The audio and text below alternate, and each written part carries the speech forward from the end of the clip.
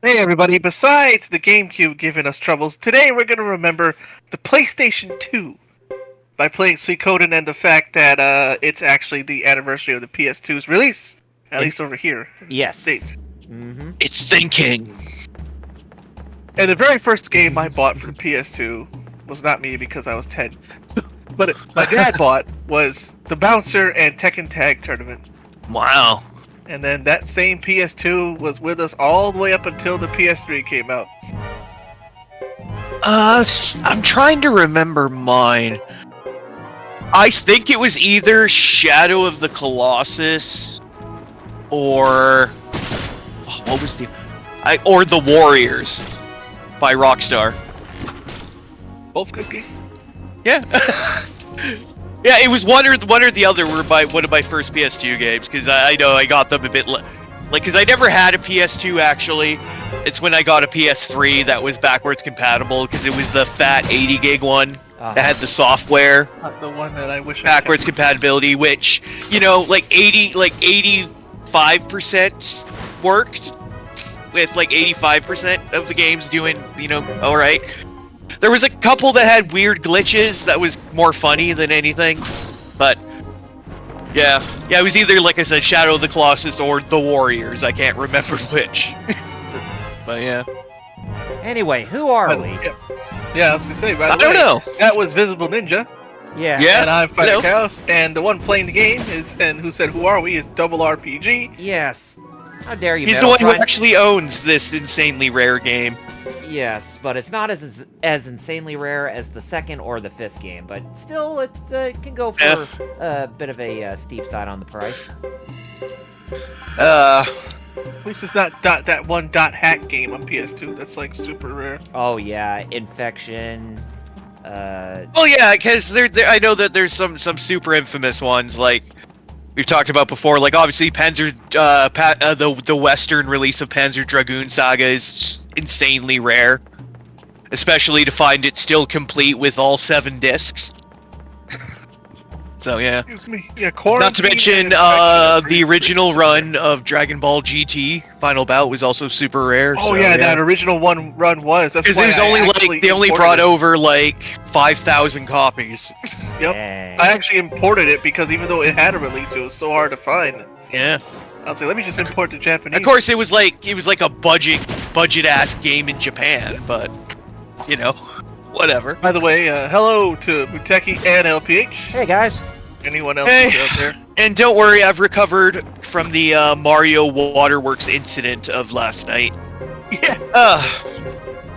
Let's just say I now hate these ink-ass Yoshis in Sunshine, and I also hate Miyamoto and his damn lava boat physics. So, that's 2 things I now hate about Miyamoto and his game design, but, you know, I guess that's it. But, you know, which isn't a lot, but it's weird that, you know, there's 2 things.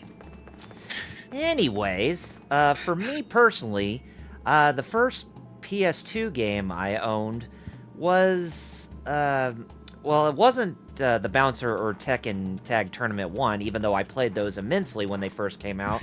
The first one I owned, I think, was Final Fantasy X.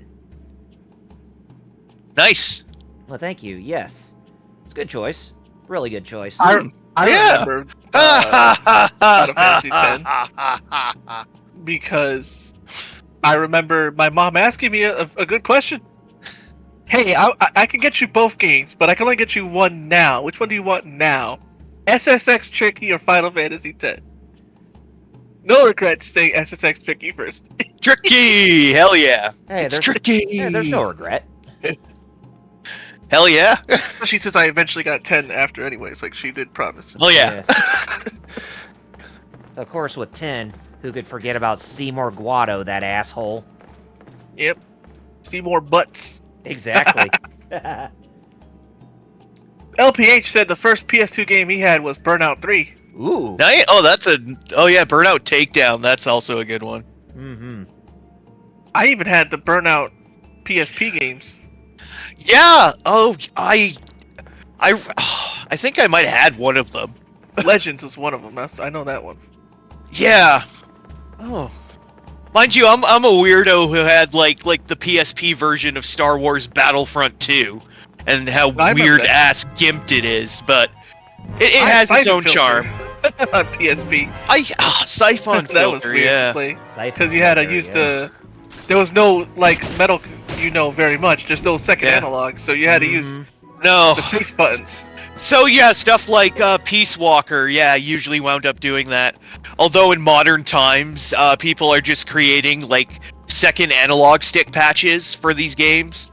So if you're running them via other means, let's say, it has like true dual stick controls. That's cool. Like stuff like Peace Walker, without having, to dig up Peace Walker HD or something, it'll just have like natural dual stick controls. Uh-huh. So yeah.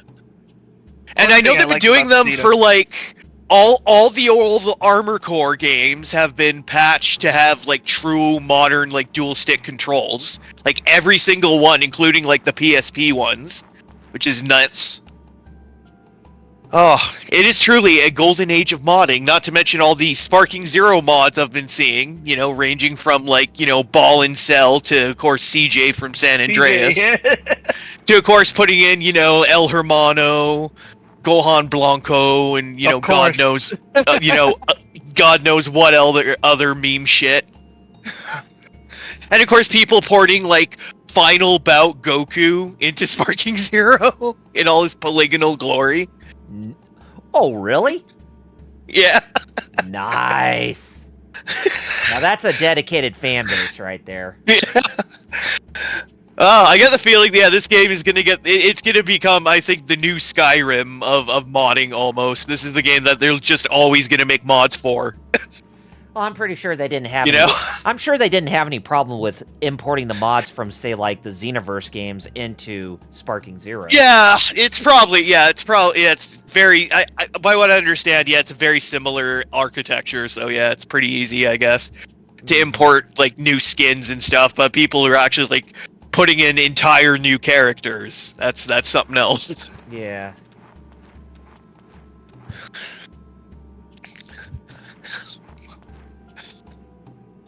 Because of course people want their ultra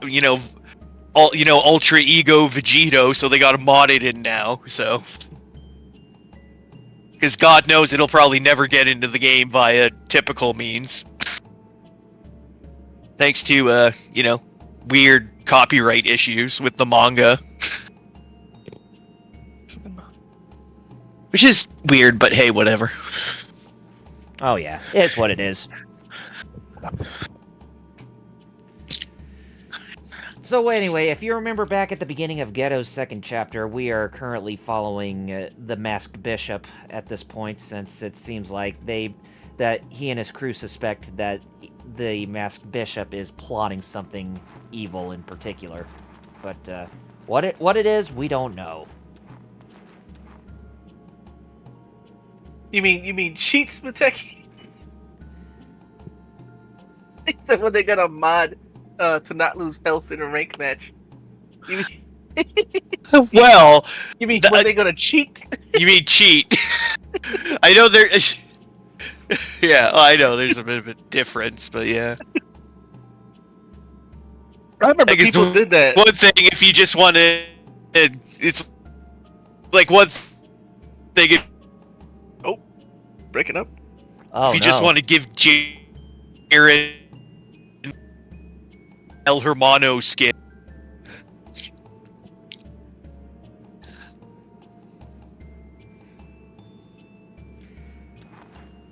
Speaking of Sparking wow, Zero, RPH. Wow.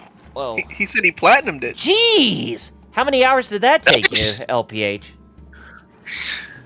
I mean, I admire the dedication. I Yeah, can I imagine haven't it'd gotten be close to really arduous of a task to try to get at least that 100 wins on online, that trophy. But yeah, congrats, man, on platinum. Yeah, everything. sheesh. That's actually an accomplishment because I looked at the trophies and I'm like, I don't know if I'm gonna do that. Yeet, yeah. Yeah.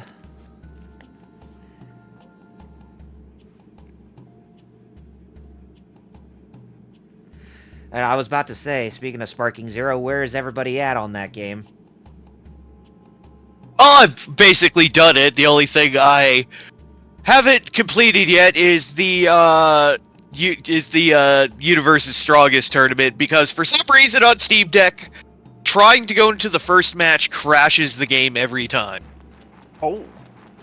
So until that Is a Steam issue, I Deck guess, exclusive is... thing? Yeah, it seems like it. So until that issue is, I guess, worked around or something, I guess I can't fully complete it. But yeah, I've got, like, all the characters. I'm just trying to work on getting a lot of the other stuff, like the costumes and stuff. So Oh, really? that's about it. LPH, you don't even have to win 100 matches to get that trophy? Okay. I thought there was a trophy said you had to win at least 100 online matches. No, I think it's win 100 battles, which is just like play 100 like versus computer, like one-on, like, you know, battles. Oh, okay. Oh. So if you just like fight the computer like 100 times, it'll give it, I think. I see. Which yeah, you could grind out real fucking fast if you just do like a one-on-one with like two weak ass characters, or one weak like a Cyberman versus like Super Saiyan 4 Gogeta or something, or Ultra Instinct Goku or something, you know? Uh-huh. Just versus like a Cyberman. Or yeah, that's right. And those bastards, they already nerfed Yajirobe. Yeah, that's right, they did, because he was functionally immortal. Well, yeah, because he started with 2 blast stocks, or whatever they're called, and Senzu Bean only costed 4, and he builded them super ass fast. Uh-oh, Jerry, he said Sensu Bean. You know what that means. Yeah. Oh, Sensu Bean, huh? Yeah. Well, I got a... There you go. There we go, yeah, exactly. But now he starts with 0, and Senzu Beans now cost 6, which is the maximum amount you can hold, so yeah. So they tried to balance him out just a little bit. Yeah, well, as far as my endeavors with Sparking Zero are concerned, I did beat all of the story mode, so that way I can see the all of the main stories for the characters as well as their what-ifs. And I gotta say, some of those what-ifs are actually pretty well done in comparison to previous games in the series, or previous Dragon Ball games in general. Like, especially Gohan's. I liked his, as well as Future Trunks. They're pretty good. I haven't played Sparking since the week it came out. Oh man, you got yeah. You got a lot of catching up to do. It's ever since the training. After yeah. training, I just like, I don't know, like, I'm drained.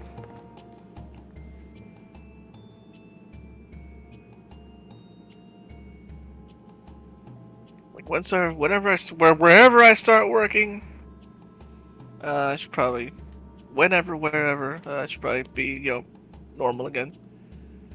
Yeah. Just wish it was across the street. Oh yeah, maybe it still can be. Still, I'm really pissed off about that from what you told me yesterday. So it's a good thing that you're gonna talk to that guy on Monday. Yeah. Yep. And be like, hey, what's the That deal? That was fucking. That was an ass move, man. In my opinion. It's like, how is it that the rug always gets pulled out from under me, even when I have people in my corner, like, their whole job is to make sure like, golly.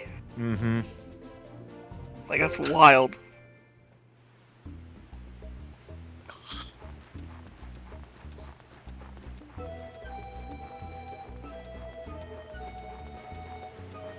But as far as my week's going, I've been playing a lot of Eiyuden Chronicle 100 Heroes since I got back onto that. And I gotta say, when I got back to the game, I actually enjoyed it a lot more than I initially did.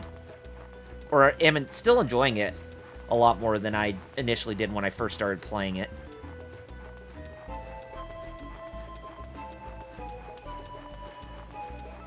Really fun.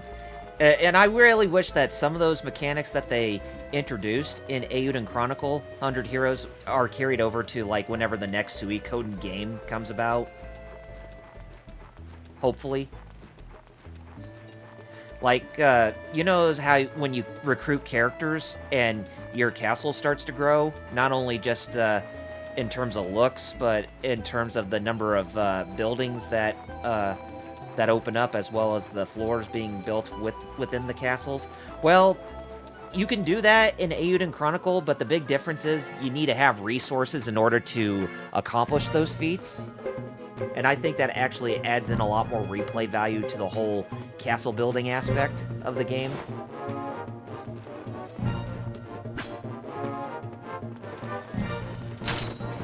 I mean, what do you guys think about that element for like games alone? Do you think that they're fun and intuitive? Do you think they're fun unless they're done in a very intuitive way?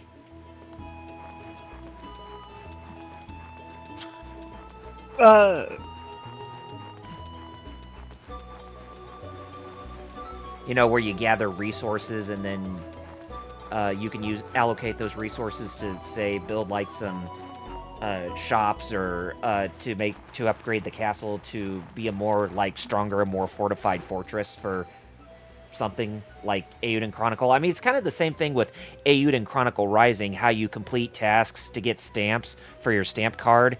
And when you meet a certain threshold, then the town that you're in, you can actually build it to be a much stronger town than it originally was. Oh, Muteki said, what, you mean a castle system like in Assassin's Creed 2 and 3? Kinda. Assassin's Creed 5000? Assassin's Creed 5000. 5,000! Oh, I don't know. Just say like let's take another game like Dark Cloud 1 or 2. Say for instance you were able to gather the resources from whichever dungeon that you go in order to, you know, build the houses, as well as bring in all those resources towards those houses in order to get cutscenes to get, you know, bonus items rewarded to you for completing their construction and whatnot. Oh, the heck.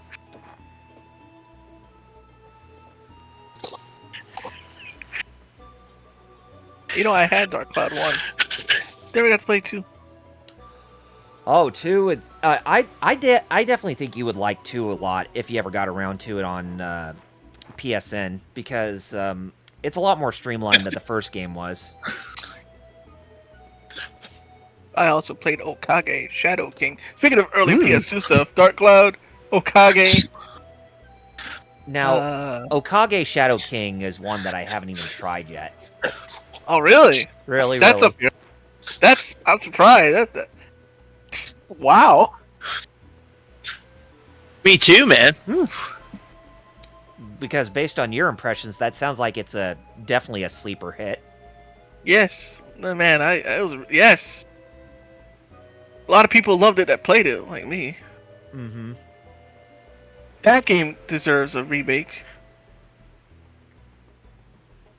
Also known in Japan as Me and the Devil King. Yeah, I always thought the premise of Okage Shadow King was very tongue-in-cheek, but very silly and whimsical, too.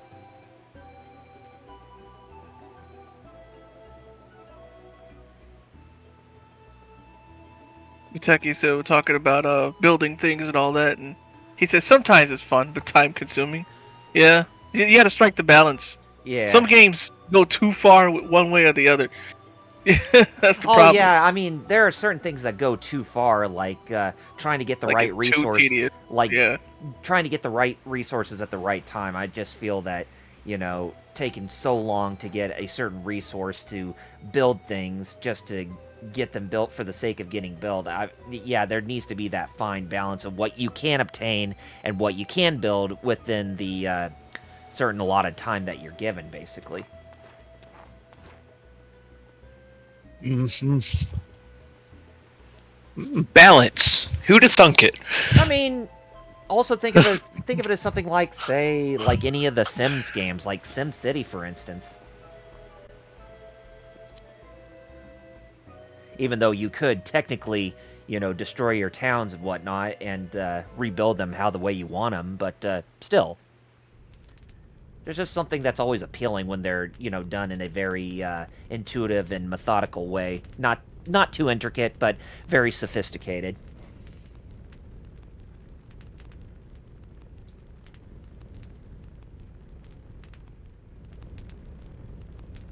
Sophisticated? I don't know, boy. Shake harder. Check out it, boy. All right, and with that, I'll get back that lemon tree. we just got done with Chapter 2 as Ghetto, so that didn't really take long for Ghetto, believe it or not. That's good. Yeah. So, now we're going back to our favorite group. And that favorite group? Senor Joe! Yeah. The goat. That's why he's the MVP. Duck time. That's why he's the goat. Even though he's a duck. Yes! He's the duck. The D-U-C-K.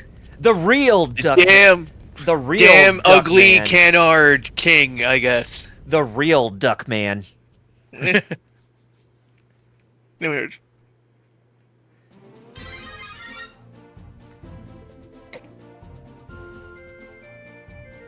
Okay.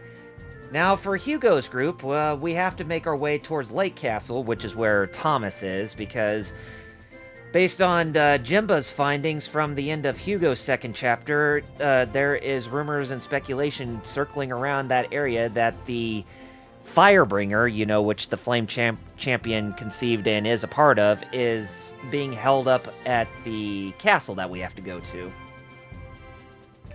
So we are going there to investigate, but first things first, we're going to go to Mount Hato because we are going to fight that crab boss again, but this time as Hugo's group, and get some better pieces of equipment for this crew. And if you remember... Do what? So you're gonna avenge your loss or don't else the golem? Never mind. Oh, I already avenged my loss against that golem as Ghetto's crew. Yeah, because I took some time after last week's stream to grind Ghetto's crew, so that way I could actually get to a much better position than I was last week. But if we ever come across that boss again, then playing as Ghetto, then we will definitely get our just desserts.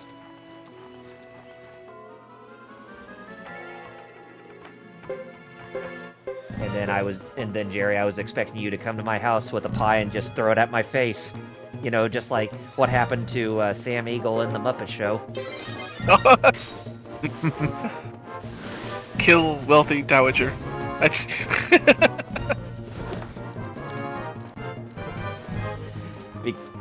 You remember when he Kill wealthy. when he expressed his disappointment about the Muppet Show, that episode of the Muppet Show that had lady wrestlers in him, or in that episode? And when he mentioned the word just desserts, that one Muppet came over to him with the pie and just threw it at his beak. And Kermit was like, "What was that?" And the guy said, "Just dessert."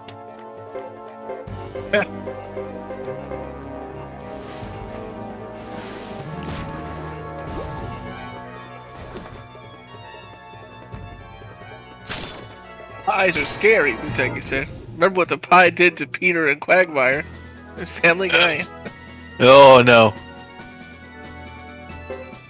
Giggity giggity. Alright. Hells yeah. So yeah, if you take a look at Hugo's crew, we are still traveling with Sergeant Joe, obviously, Fubar, and Yeah. Lily, aka the Bulma of the Suikoden series, Reed, in her attendants Reed and Samus. No, not Samus from Metroid, just a guy named Samus, mind An you. actual guy named Samus. Who knew? Yeah. It's like, Yeah. you thought Samus was a man in the first Metroid? Well, even though she wasn't, but here, you actually got your male Samus in this game, even though they don't, even though both characters don't look alike. I made Quagmire watch. Oh boy. I don't even want to know, Muteki.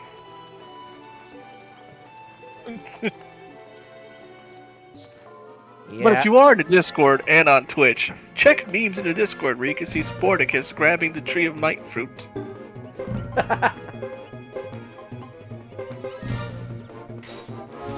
Metal, you were talking about Lazy Town, funny enough. Yesterday. Yeah, I saw that trending all of a sudden yesterday. What was that about? Okay, so some guy posed one of those hypotheticals of Homelander versus Sporticus. And then people who are, actual Lazy Town fans start bringing up just how kind of insane Sporticus's powers are. Like, how he's capable of lifting the Egyptian pyramids, how he can, take a push pedal powered aircraft into space and pull the moon. Wow. He can, he runs 22.7 times faster than Robbie Rotten, which is pretty damn fast. He triple, front flips for no reason, just because of style. And he's also probably an Icelandic sports elf, because why not? Oh, somebody with knife ears, eh? Yeah, basically. He, that sounds like he's pretty goated. Like, he'd make Yujiro Hanma legitimately quake in fear. Well, hey, man, Sporticus, if Sporticus is powered up with sports candy, aka vegetables or fruit, which is what he calls them, basically, if he's juiced up on some of that shit, he basically becomes like a universal level threat, essentially. But he uses his powers exclusively to, like, save people and encourage kids to eat well. Useki said, I can vouch for all that. I used to watch all of Lazy Town. No cable and local TV CBS on Saturday afternoons. Yeah. Well, there you go. I remember that back in the day when YTMND.com would always parody Lazy Town whenever they got the chance. Oh, yeah, Stephanie! Captain Jean-Luc SS Enterprise. Or NEDM. I remember that one, too. Believe it or not, I made a couple of those myself back in the day that got, like, 10 views. Oh, funny. Double R made stuff, too. I mean, on Newground, but still, like, wow, huh? Yeah, but even though it wasn't really anything like... I mean, you were new at the time. Yeah. It's just an interesting thing, like... Oh, yeah, I mean, it was definitely my first experience with trying to do, like, sprite-based movies in Adobe Flash, but yeah, it was actually a pretty fun process, even though there's a lot that goes into making a really high-quality Flash animation for, like, sprite-based animations and such.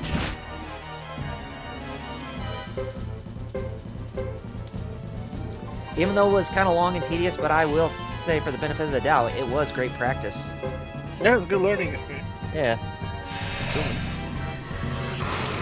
Part of me is always wanting to come back to that at certain points to see if I still have what it takes. But, it's just kind of like one of those things that I have so many ideas, but they just never seem like they're set in motion,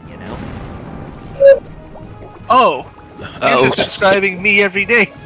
Yeah. When I have my drawing tablet and I'm like, I'm comics, and then I sit there and I just look at a blank screen. Yes. Hey.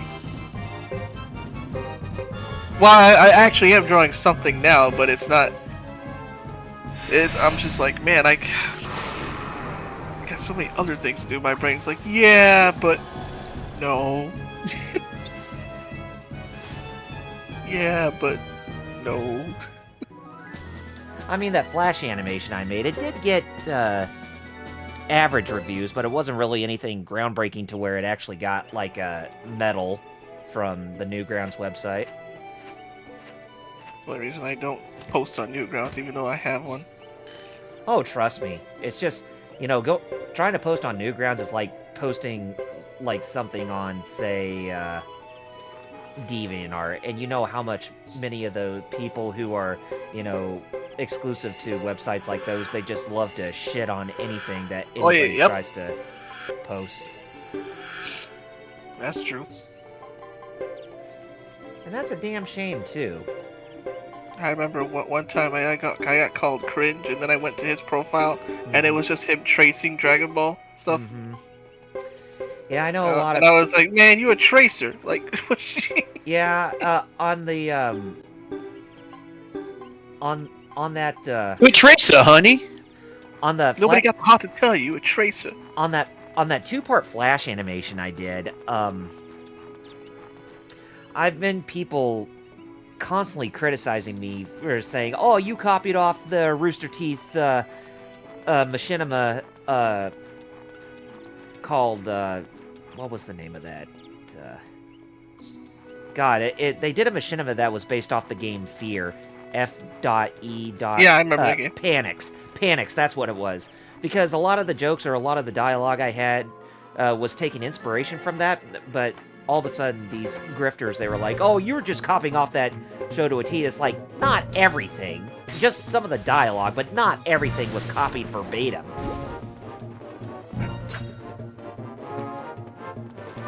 How old were you then? I'd like to say I was probably 18 or 19 when I made my first sprite-based animation.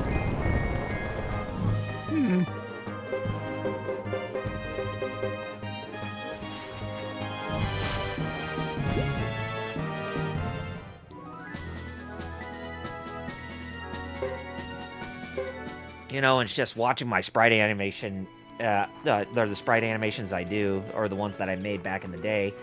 I always look back and, you know, when comparing myself to, say, somebody like Dorkly or, you know, Lowbrow Studios when they do sprite-based animations for Dorkly and, like, College Humor back in the day. It's like, how in the world did they actually do well with their sprite animations? They're just top-notch, you know? I hear ya. And Lowbrow Studios, if you guys are not aware of, they're the people who actually made Sonic for Hire, the web series.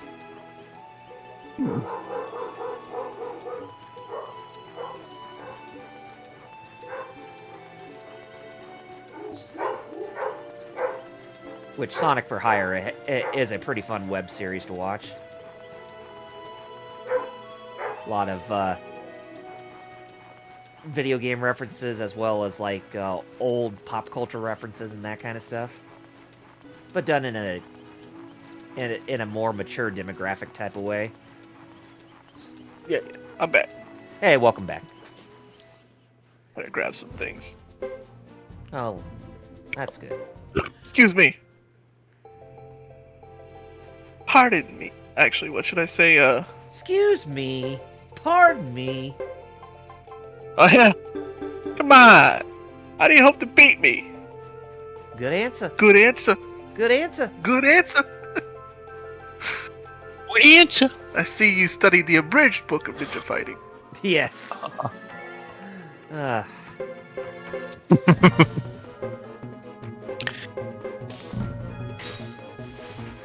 By golly, it's still always a joy just to quote lines from that flick. Or from all It three is fun. movies. Oh, yeah. I think you're the only one who understands whatever I read. Everybody else is like, what? Yes. Because like you, I watched the crap out of all three movies, like almost every day. Oh, yeah. I even did that somewhat religiously, too. Well, I wouldn't say religious. legit. Well, I guess you could say religiously, but I would say the one that I watched the most is Very often. probably, yeah, very often. I'd say the one that I watched the most out of all three of them was probably the second flick. Same. Second one, yep. I was gonna say that was probably One that me was too. authenticated most.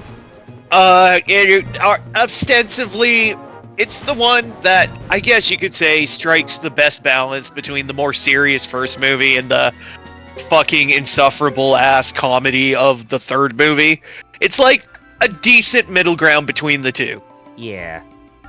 It's That's really just funny. serious enough and just comedic enough. It works perfectly. Hmm. Because on the one hand, you have like Shredder coming back and, you know, all the mutations and shit, and then on the other hand, you have babies and also Super Shredder. So yeah. Yes. They are babies. Ah! Babies.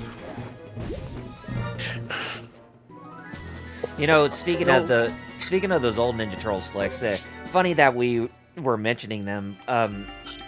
If you know about when it comes to live action movies, we know that the Last Ronin is getting a live action movie adaptation, and there's been rumors circulating that the first actress to play April O'Neil in the live action movies, Judith Hoag, could be reprising her role as April O'Neil for the Last Ronin movie, because that's going to be live action. That's interesting. The An Halloween Town. interesting thought.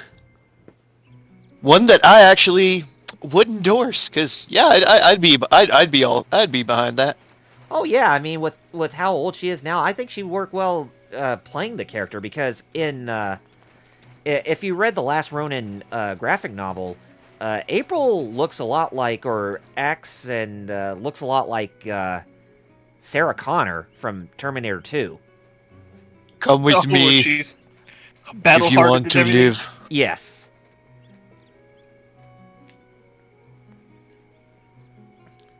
Yeah, battle hardened, and she lost one of her legs too, so she's got a prosthetic. Oh, okay. Oh. So it's like Sarah Connor from Dark Fate then. So a shitty version.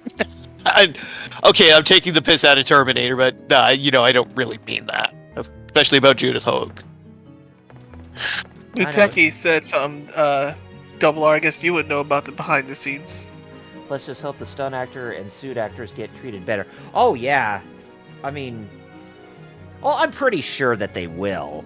I mean, if anything, I'm pretty sure that they're gonna be using CG again, but it probably will be for stuff like practical effect. Oh, well, maybe not so much practical effects, but more like some sort of probably for like visual effects of some type. But I'm pretty sure that the suit actors will be more or less green screened instead of having to use a giant rubber suit, because even I know about the whole thing with the martial artists who were the suits in the old live action movies, especially the first one, that they were so heavy that they caused the guys to be extremely tired, and they always had to take a break about every 10 or 15 minutes because of how heavy those suits were. Oh yeah, I could see it.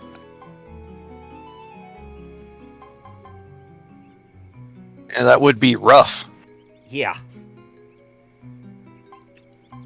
That it would be indeed, my friend.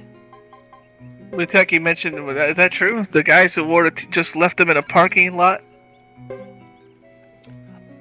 Oh, that I didn't even know about. I know some of them actually rotted. Like, yep. Yeah, they look horrifying now. Yeah. The ones from the third live action movie, oh yeah, they just look like they just came from like death's doorstep. Yeah. They really do. It's sad when the next mutation ones actually look pretty good, in that heritage auction in comparison. Uh-huh.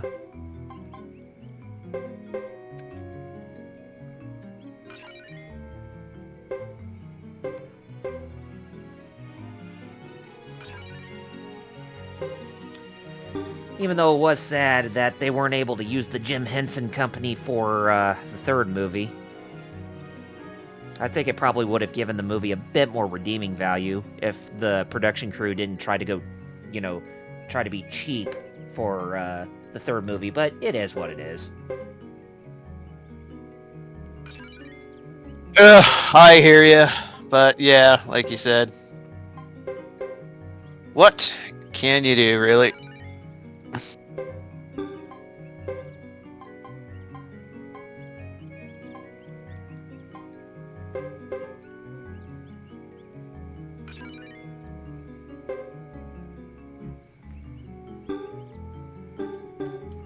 No ride home.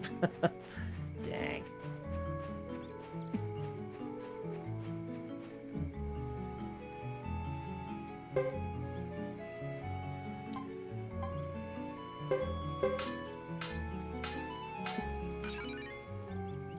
Oh, and speaking of gaming, I also got a chance to try out Banjo-Tooie on Nintendo Switch Online, and I gotta say, for a Nintendo Switch Online port, they actually did a pretty darn good job with optimizing the game to make sure it runs at a much better frame rate than the original N64 game on an actual N64. Because if you played the original Banjo-Tooie on the N64, it looked like it was a game that was way too big for the console to handle, essentially.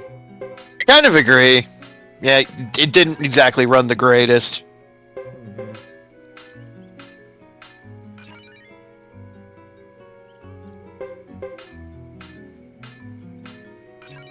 But yeah, the Nintendo Switch version, if you have NSO online with the expansion pack, I'd say give Banjo-Tooie a try. It's really good. Listen, prepare to be disappointed. Yes, Muteki, it is in the Rare Replay collection on Xbox One. Yes, Oh, yeah, it's yes, true, it is. It is. Yeah. It is part of that whole collection. Yes.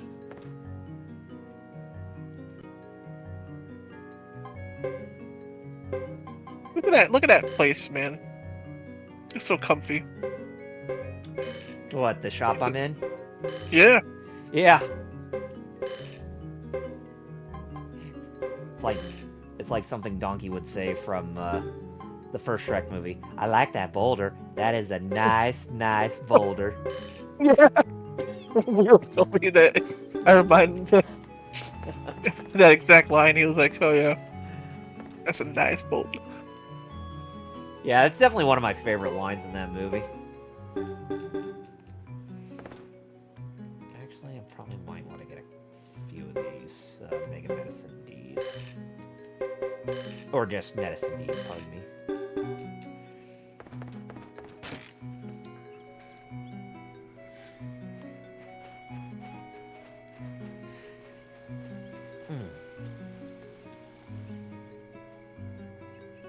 So like I said, as Hugo, we're investigating to see whether there is some truth that the Firebringer are actually within the castle that Thomas is lord of.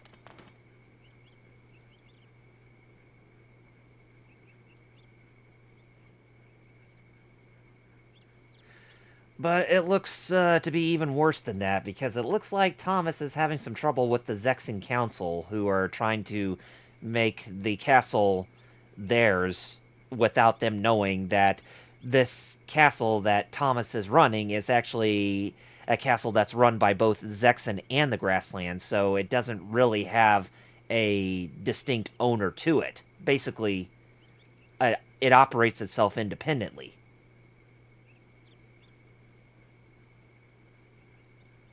Hmm.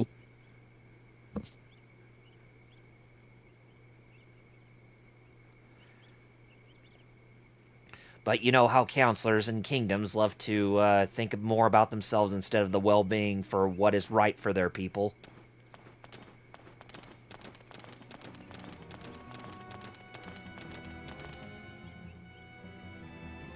You know, kind of like Congress.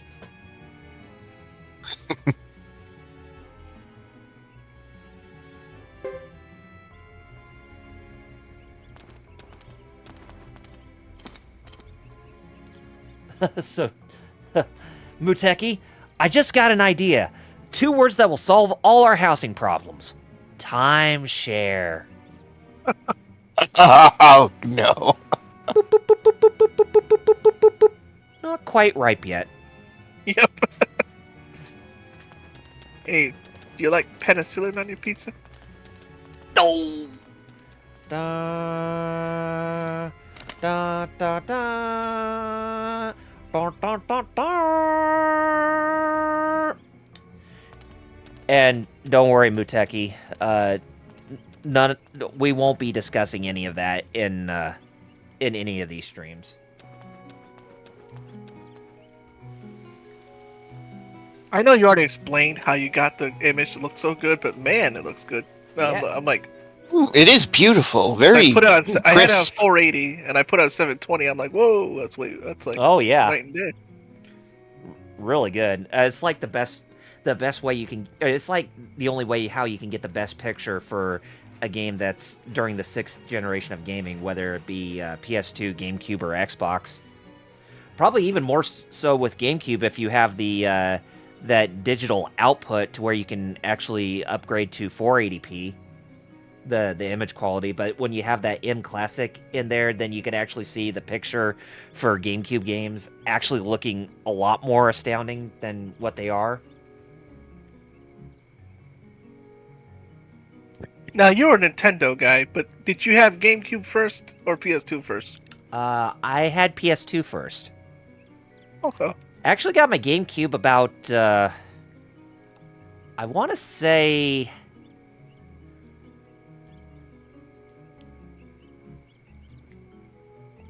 I like to say maybe about a few months after it came out. Because if I... No, not after. I think it was about maybe a month after it came out, because there was the store in this town I lived in that it just seemed like a regular general store that had almost anything that you could get. I mean, kind of like a Dollar General, but they could afford more product into their store, and they actually had Nintendo GameCubes there, so I actually bought myself a GameCube from that store when I had the funds for it, and that's how I had my GameCube. And I mean, I didn't have the memory card yet for the GameCube, but yeah, that's how I managed to own one. It's my favorite lunchbox. That was an ingenious design idea, admittedly. Oh yeah, the handle on the back of the console. Yeah, I mean, kind of gave it. Hey, it ain't like we're gonna put it online, so you might as well lug it around to your friend's house. Right. I mean, it gave the console a very compact look to where you could actually take it anywhere you want to. I mean, true. It's very awesome that Nintendo still does that to this day, even for something like the Switch. Mm-hmm. It is some of their it's one of their design philosophies. Again, that's probably a good Miyamoto-ism, I guess. I suppose. That's probably one of his good ones. Is he's always pushing for innovation. Sometimes to the detriment of the product, like with Star Fox Zero, but you know what I mean. I mean, they can't all be winners. No. I see Cecil there, and I just think, it's Cecil of House Cecil. Cecile. Remember? No, I remember. No, I was gonna say. My joke doesn't fly if it's pronounced that way. Oh, okay.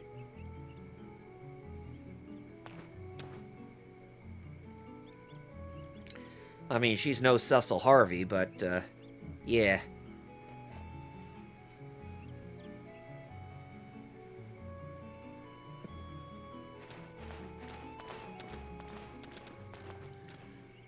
Muteki says, in the 90s, he bought a free PS1 from a back of a van. What? Back in those days, Bad Gamer told us that like they did this. Swedish people did this too. They'd go to other places and buy like burnt PS1 discs. Oh, like a right. Because there was that thing with illegal backup copies too back during the late 90s. Mm-hmm. I forgot about that. Holy shit. There was.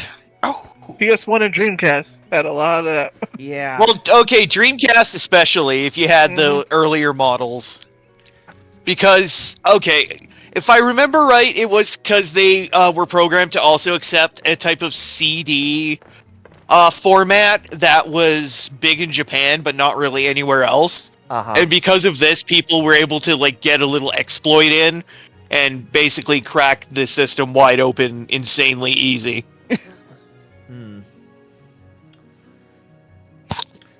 But yeah, I forgot about that. It's like in 1998, that was a huge problem for PlayStation, was the upsurgence of backup copies of games that were illegally made. Illegal! And there was even like, I don't know how many websites there were, but I remember that the Interactive Digital Software Association back then managed to shut down like 20 websites that were selling illegal backup copies of PlayStation games on the internet. was nuts. I hear you, man.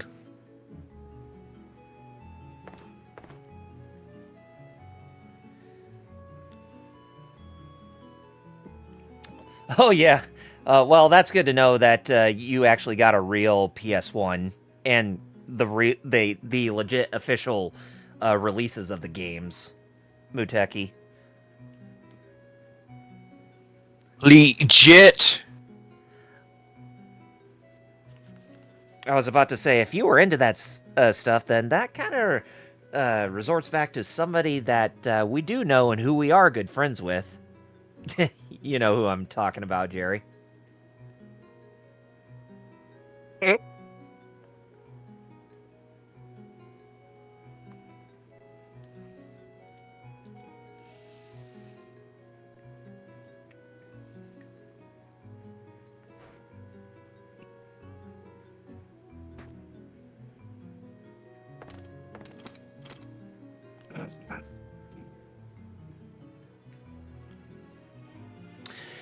You know, it's funny how you brought up how people that there were those who were also doing illegal backup copies of Dreamcast games. You know that there's a lot of people that are still making unofficial releases of Dreamcast games even to this day, right? Surprisingly. Yeah, I've seen a couple. Yes. Yeah. Mm-hmm. That is bizarre. Really, really bizarre. I love the homebrew market, man. Oh, no kidding. There's these people who make. You heard of Beats of Rage? Yes. Yeah, I have. I started on Dreamcast home modding, homebrew, Uh-huh. Crazy. and then there's the Halo D make on Atari. Mm-hmm. Yeah, I remember seeing that too. That was really surprising as an experience, as an experiment. I'm not gonna lie. Halo on Atari 2600, that was like, wow.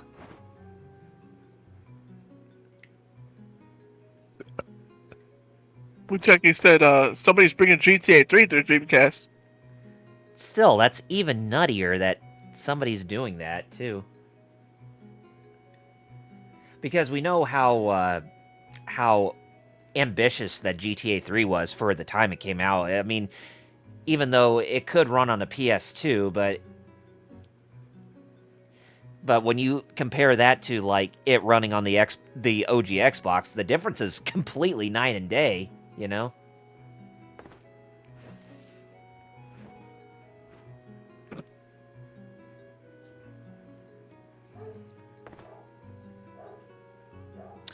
But yeah, homebrew is a really fascinating find amongst the video game scene. I mean, there's even this one that I learned about on the Wii U.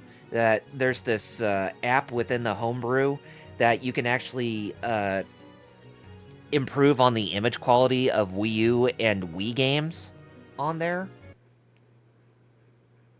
And as I said that, as the picture went blank there for a second on my TV, but yeah. But anyways, it improves the crispness and the quality of the visuals for Wii U and Wii games, and the difference is truly night and day. That and there was also something like that on, say, the Nintendo DS and no, on the Nintendo 3DS, where you can actually improve on the quality of the visuals for 3DS and DS games.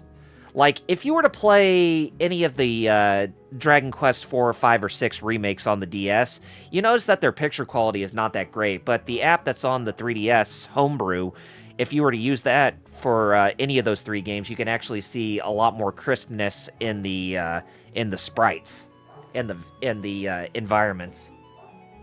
Truly night and day. Amazing. Truly outrageous.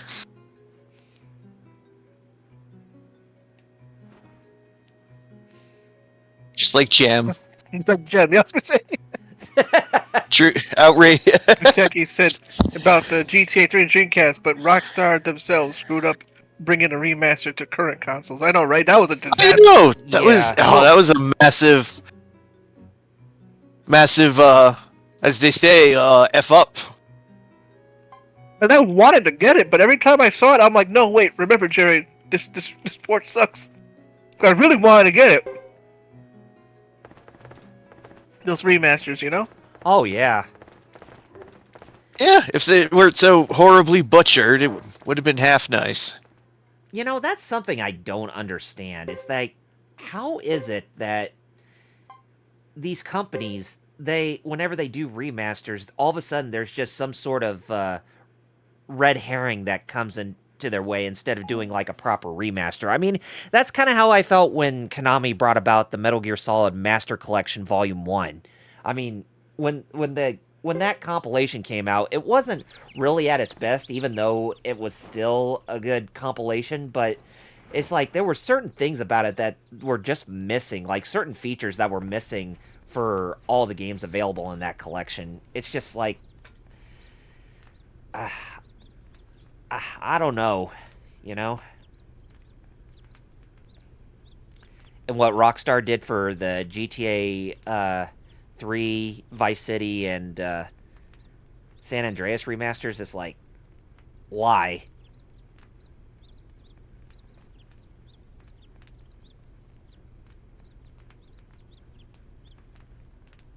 Oh yeah, Muteki, and it actually plays a lot better on all platforms that it's for.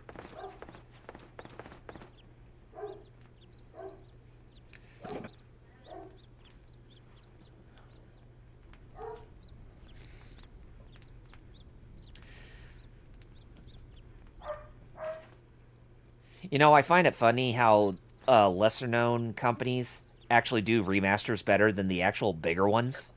Like, take for instance the Tomb Raider 1 through 3 remastered collection. That is an impressive remaster. And I think they're the same people who are doing the Legacy of Kain 1 and 2 HD remaster. Believeth soweth.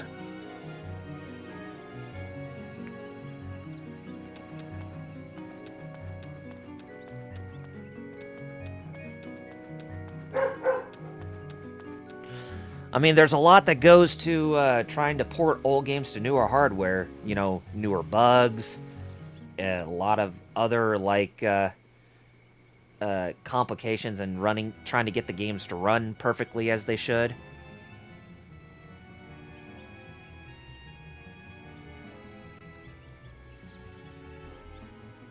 Jackie asked you, Ninja, did you see Kamen Rider Drive sing Baka? Oh, the Yakuza show.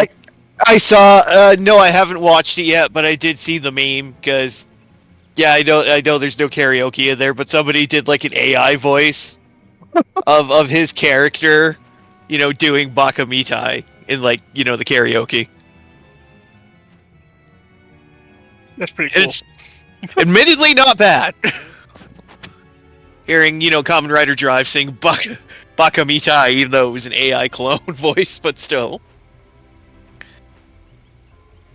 Yahoo!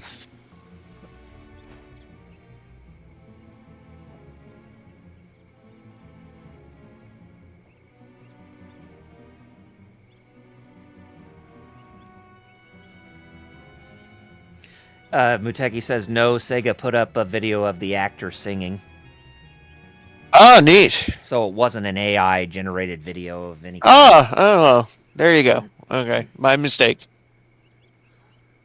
Do. I'm so burned I don't know what's real or fake anymore. I must be a boomer on Facebook. I'm about to say you're still burned out from all the mishaps from Mario Sunshine last night, huh? Oh, well, let's just say I probably ain't touching Sunshine until next Friday. So, yeah. Yeah. Oh, damn Corona Mountain and its lava boats. I tell you.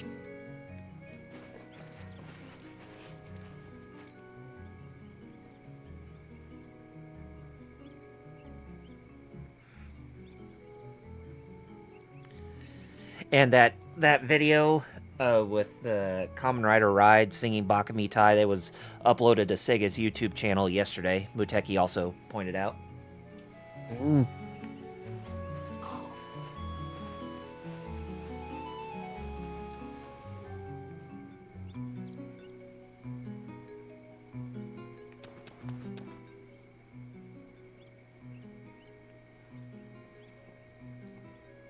Ugh.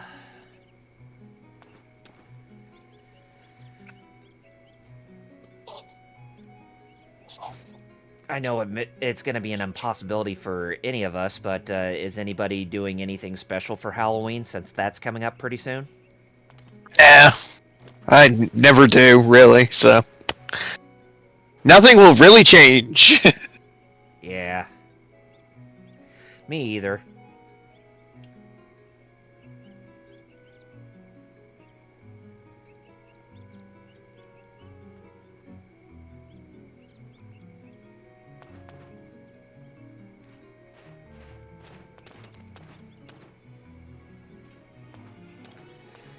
Well, since we have Zexen trying to occupy the lake castle right now, we're trying to figure out a way for Hugo and his comrades to escape, since, you know, they're the enemies of, since the Grassland tribes are now enemies of the Zexen Federation at this point.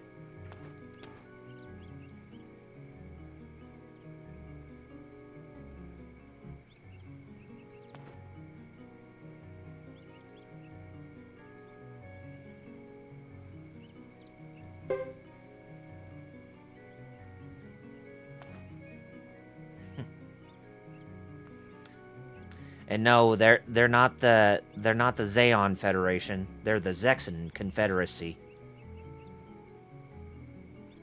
Just because it's similar doesn't mean they're related, man. At least I think so.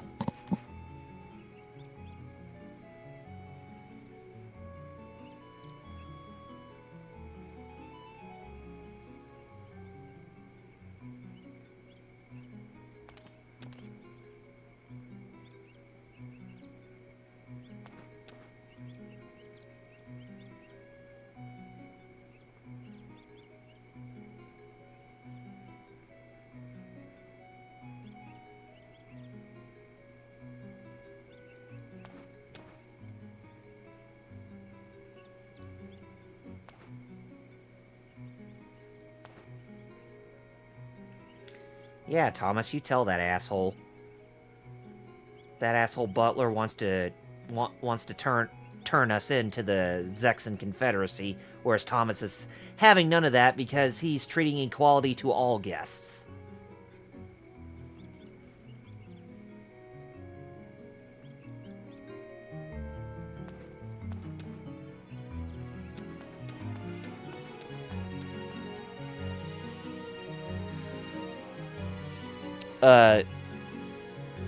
Bought it. Oh, so you posted the video of, oh, yeah, I think I remember seeing you post that on the Modern Gaming, the Bakami Tai from Kamen Rider Ride. I'll definitely have to look into that in a bit.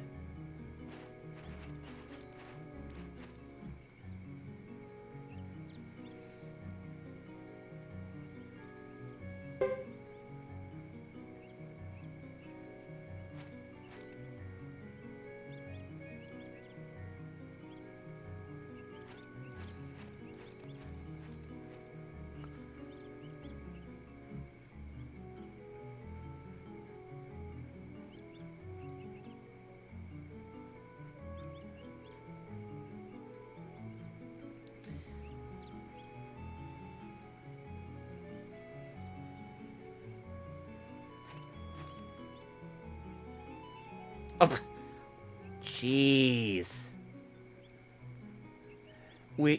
Hugo is the son of Chief Lucia of the Correa clan, but yet the people of the Zexen Council or the Knights in line with the Zexen Council don't even recognize us. What, do they have a really bad drawing of a wanted poster that looks like us but is done really badly? You know, that's kind of an old recurring joke in the Tales series whenever it comes to the main characters, because sometimes they may have a wanted bounty on their heads, and with a really bad drawing of what their face looks like, and that's just been a recurring joke for like every protagonist for every Tales game.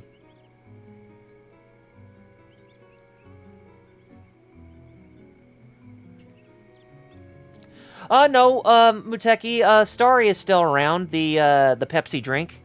But no, I don't think it's going away anytime soon. All I do know when it comes to like Pepsi and all the pop companies is that most of them are getting rid of their zero sugar. No, I wouldn't say zero sugar, but more of their diet flavor of their drinks, but putting in the zero sugar stuff. Well, I mean, Muteki, I do work at a store, and we're still selling Starry.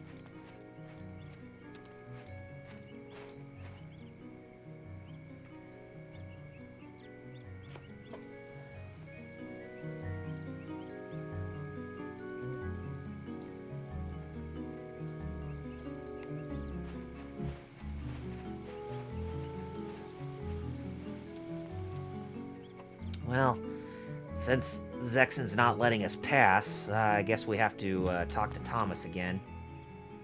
See what else we can do.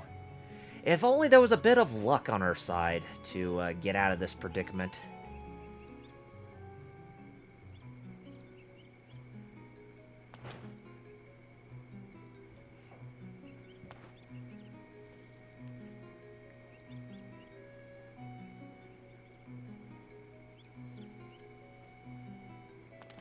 Yeah.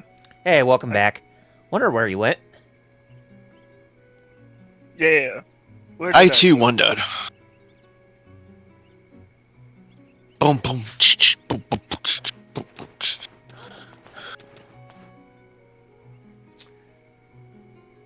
So yeah, you can see we're still stuck at Lake Castle trying to figure out a way how to get Hugo and his companions to get out of here since it's being surrounded by the Zexon Council at this time. I mean, the Firebringer's not here at this castle, so they must be elsewhere. Like your princess? You could say that. In another castle? Possibly? Sorry, but your Firebringer is in another place, or another castle. They're not in Brass Castle, because you're a wanted man over there, too.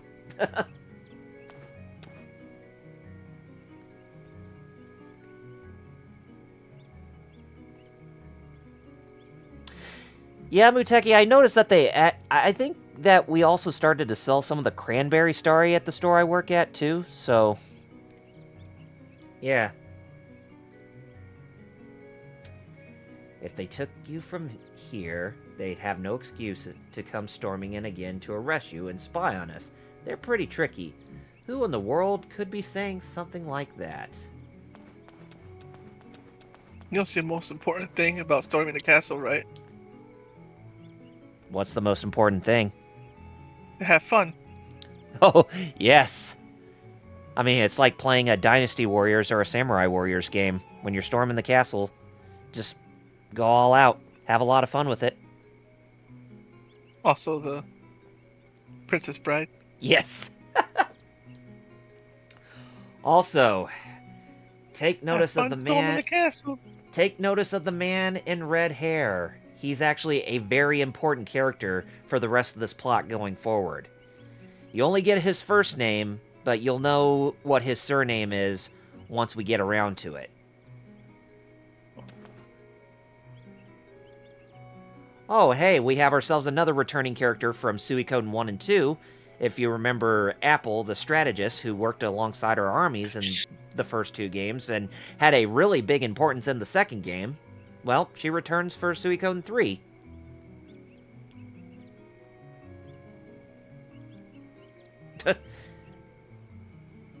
Like, Caesar here says, "Gotcha, app." It's like, you're really into the modern age, are you? Or you have predicted the modern age with that word, app.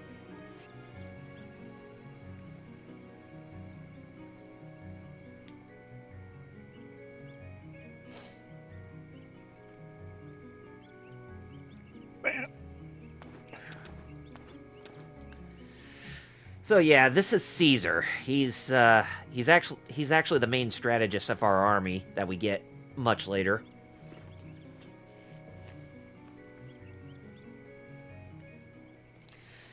Because whenever there's a game with water margin elements, or a game where we actually have to build up an army, there's got to be a strategist who's at our beck and call at some point, and this guy's definitely no exception.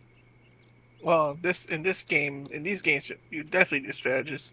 And it's funny you mentioned Water Margin and Suikoden, of course, and Yeah. how there was a warm up yesterday with Fate Grand Order of all things, with Ah. his current event. You know, Yeah. I also got super lucky in the gacha in Fate. I actually got the 5-star character, and a 5-star craft essence, which is like they tell you the odds, Uh-huh. and it's less than 1% for that to happen. Less than 1% chance, and I got both 5 stars. What are the odds of that happening? Not Yeah, very often. no, especially if you see my last gacha pools on stream where I got garbage. Oh God.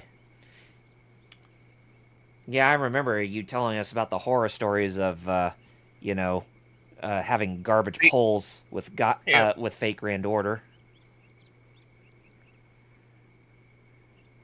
But it's good to know that luck was on your side yesterday for a change. Yeah, this time finally. Super lucky. I'll even go as far to say for you to It's get. almost like it was, yeah.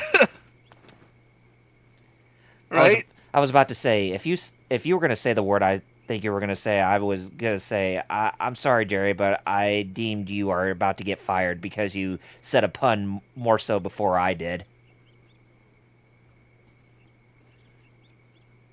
What? What's blood on about? What's going on? No, I said if you were gonna, since you got lucky, it seems like you were about to say, I suppose it was, and then that's when I said if you're gonna say the F word, then I believe I'm gonna have to fire you for saying a pun. I mean, think about it. Since you're playing FGO, I guess. Oh, Fate? Yeah, I guess it was Fate. That's far to see from mine. Yeah, I was about to say, Jerry, I hope you don't say that, because if you pull a pun on the stream, now the roles are reversed.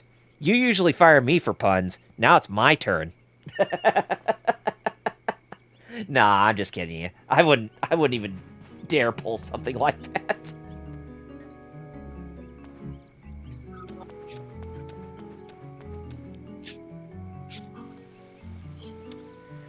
Muteki also said it needed his luck back to save his family and win a basketball game. There you go. Because his family were leprechauns? No, because of an evil leprechaun. Oh, evil leprechaun. Ooh. Are you I'm talking trying about? to remember. Are you talking about? Yeah. Are you talking about? You know what that means, lad? Burn the house down. Burn them them all. all. I was. You know, the leprechaun that tells Ralph to burn things. Yep. I was gonna say, evil leprechaun. You mean Hornswoggle from the Leprechaun reboot? I think he's just a little bastard. Hornswoggle's actually a decent dude. Yeah, no, he's fine.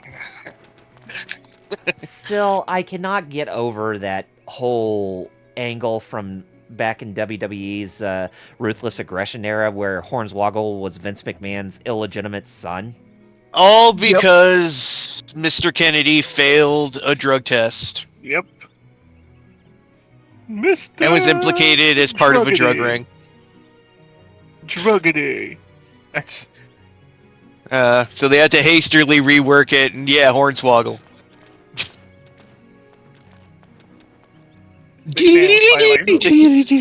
Oh, he's a leprechaun. Oh, I love it. Yeah. You know, speaking of the Leprechaun horror movies, I remember a really funny Horror. yes. Anyways, I remember a funny joke that my sister experienced when watching a trailer for Leprechaun 2, because she actually checked out a VHS tape back in the day for the movie Secret in the Attic, and they actually had a trailer for Leprechaun 2, the movie. And funny thing is that she actually had a slumber party with her friends at my house, and they actually watched that trailer for the first time. And when they saw who played the Leprechaun in those movies, was it Warwick Davis? The guy from Willow. Let me see. Yeah, Yes, it was. yeah, Oh, Yes, it was him. He was the leprechaun.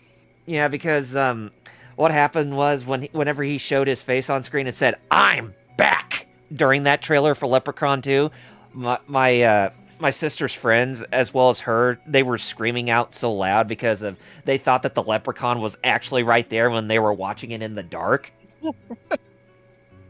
uh, An even funnier thing too is that one of her friends was actually crying so hard because golly.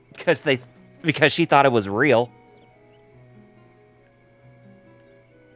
No, it's No, it's real. It's a fake. Invisible Ninja. Blue eyes. Why still blue eyes? Why? Well, because they're getting a new structure deck that's taking them to new heights, unseen, hair to width. Okay, that sounds a bit weird, but yeah, structure deck's coming out soon, in February over here, and yeah, it's bringing in some insane ass shit like Indigo Eyes, Silver Dragon, weirdly enough, and Ultimate Spirit, which is insane in its own right. Not to mention some insane ass spells. So. Yeah, and not to mention a nice little Link 1, who's not too bad, but, he's good, but not powerful, not like bannable, because, like, most Link 1s are.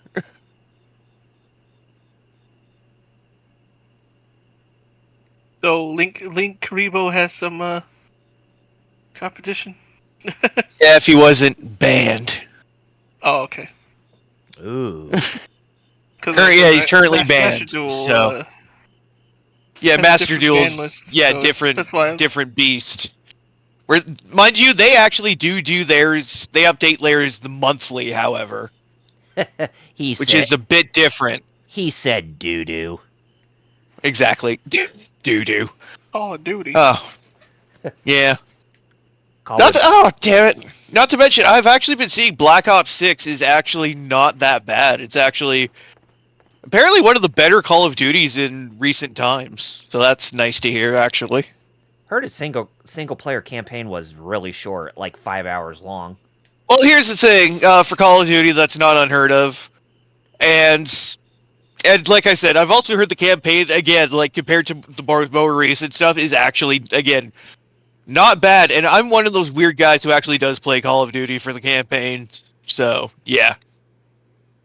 Because believe it or not, I do like some of the stories, like the insane ass shit of Black Ops, as well as the original Modern Warfare trilogy and some of the insanity in there. That's right. They did get weird.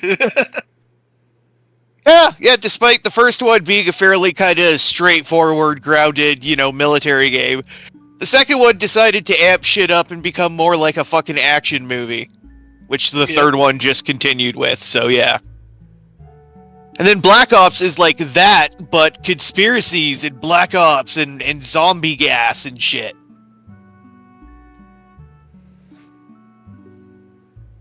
Which, yes, is an actual tying thing that spans through the entire Black Ops series, is this goddamn zombie gas called Nova 6. Oh, snap. So Call of Duty Zombies? It's like I said, it's one of those weird things that kind of spans across, like, that's the excuse for zombies in the Black Ops universe, is this chemical called Nova 6 that got discovered back in World War II, which is where all, the Nazi zombie shit comes from. But then obviously the later stuff started involving, like, mystical eldritch abominations and other insane ass shit. So I don't know. Call of Duty Zombies is a fucking weird beast in of itself now. Maybe there is something to those campaign story modes. Shoot. Well, yeah.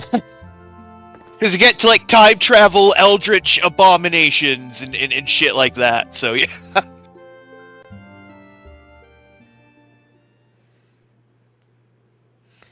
Did you like climbing cliffs in the snow in Modern Warfare 2, Muteki asks? that was actually a really cool part from the beginning of the game. I actually really liked. Because I know it was entirely designed to show off. Is like, oh shit, as you climb up, the ice is like slowly cracking. And if you go faster, it cracks more. And it's like, oh shit, man, look at all these whack-ass details. And then you get, then you get the heartbeat sensor, which is broken as shit. But that's another story. But yeah, like I said, it's extremely action movie-y, and if you love that kind of shit, you'll eat it up just like I do. Because yeah, I love flying down a ski slope at like 500 miles an hour on a jet ski, jumping like a 3-kilometer wide canyon. So yeah. I wonder what would happen if you played any of those games but had the theme of the A-Team playing in the soundtrack. It would be very appropriate, especially with Black Ops. It would basically fit most of them. Weirdly enough. Oh, LPH. And like I said, I'm one of the weird guys. Like I said, because I'm one of the weird guys that's always been a fan of Infinite Warfare. Even though a lot of people used to love to shit on it, like people have been sort of softening towards it nowadays. But like I said, it's the asking about the space one. Like I said, it's the most Gundam-ass Call of Duty ever. I swear to God.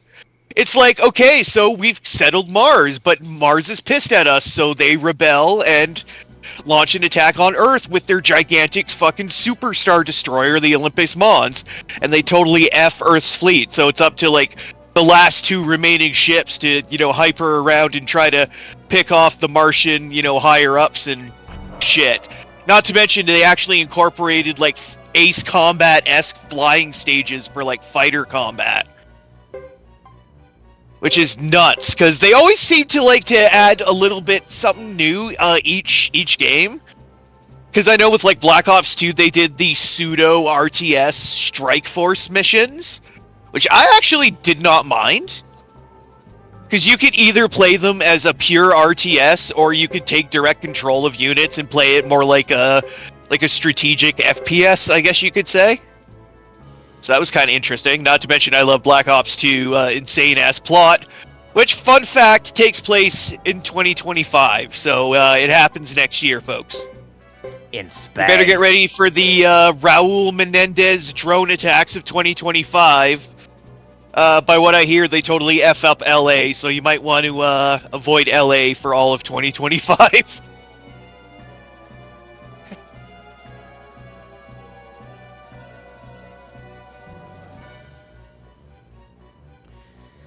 I'm pretty sure one day is going to come when Call of Duty is actually going to take place on the moon, and World War III is going to happen on there. The moon? Well, hey, I've seen weird shit like Ghosts is some wacky ass shit in comparison to most Call of Duty stuff, because it leads to the unrealistic conclusion that all of South America could unite together into a super federation that hijacks an American kinetic super weapon and uses it to royally fuck the United States into submission. So yeah, I would say so. Because that's literally what Ghosts is. You are like the resistance fighting back against the fucking South American Union in like the ruins of the United States. Yeah, we're not. So yeah, it gets wacky. Latin America's gonna team up. Yeah, we're not gonna team up.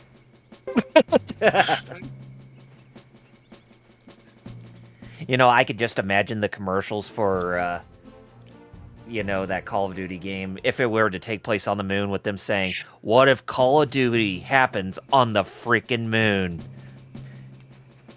Yeah. Yes, you can see we just ran out of ideas for a new Call of Duty game, so Call of Duty World War III or World War II happening on the freaking moon. Well, technically World War III did happen in the original Modern Warfare timeline.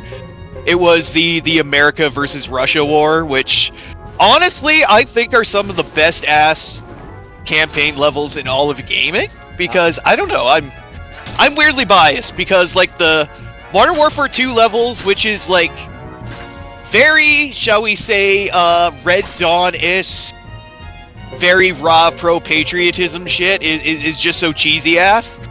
And it helps that your commanding officer is, of course, Keith David. And controversial, too.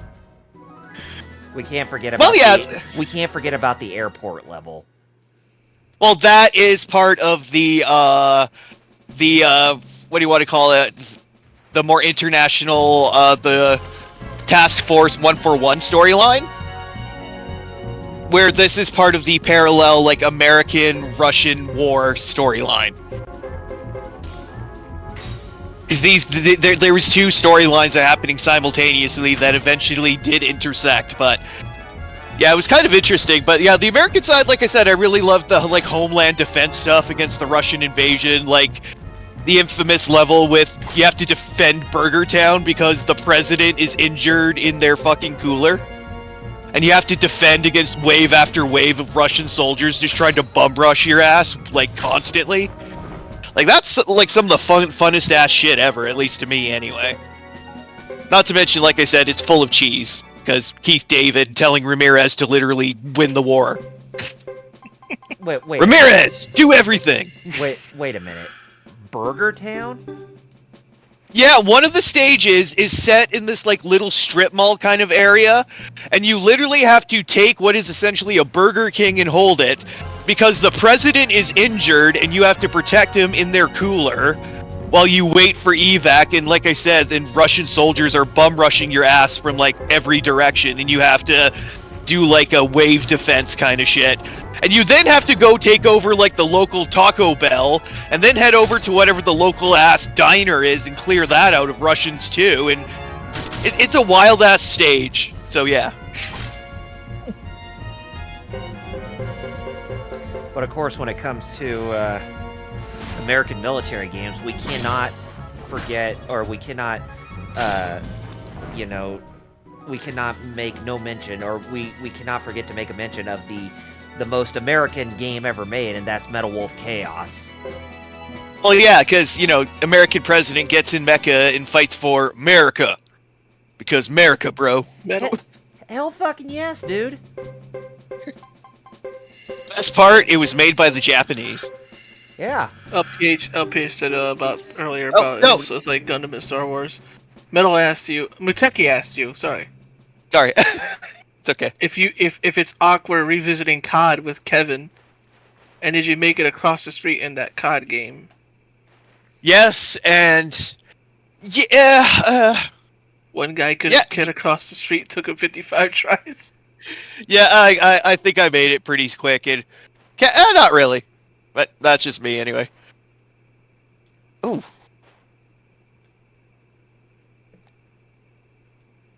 Sergeant Joe! Yeah! Just unleash 1% of your power and we'll win this war. Just 1%. Numbers don't lie, Joe. Just release that 1% of your power. You got this in the bag.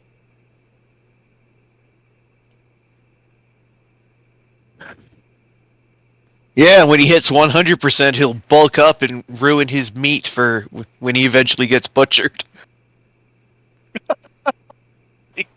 Damn. You like Peking duck? I heard that it has a very succulent taste to it. Are you quoting something, or is that... No, I was quoting Yakuza Like I've actually Dragon. never... Oh, okay, yeah. I've never had it myself, so... I can definitely have, say. Because of my Chinese class. They took us to a fancy restaurant in Boston, Chinatown, that had legitimate... Oh, I guess, not that American, would make sense. Actual Chinese food, and... Yeah, I had some of the duck. It's sweet. It's like a sweet meat instead of Interesting. Well, no, they did. I did, Muteki. Also, my Chinese usually mad at me for just ordering chicken wings. I'm like, well, everybody else ordered it. Because they're ordering like large. I knew they weren't gonna eat it by themselves. I knew they were gonna share. So I was like, and then I was like, if they want something normal, I got quote unquote normal. I got chicken wings. Chicken wing.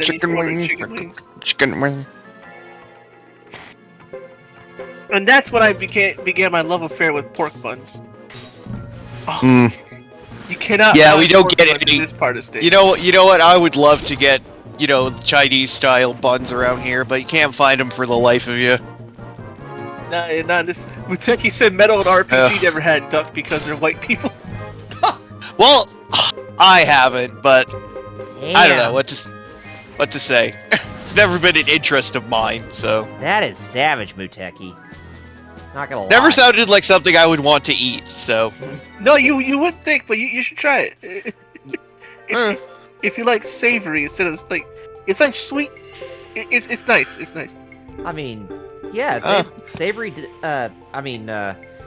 Peking duck is something that I would like to try one of these days. Maybe it's something that I might try when I'm in Japan, come this Yeah. April. If you go to Isazaki-cho, you'll maybe. Yeah. I'm sure they got some very succulent Peking duck there. And don't worry, Sergeant Joe, we're not going to turn you into one. Or we're not going to cook you. Metal's like, I got other plans for him. Yeah, I was about to say. And if we do, then you can blame Metal for that.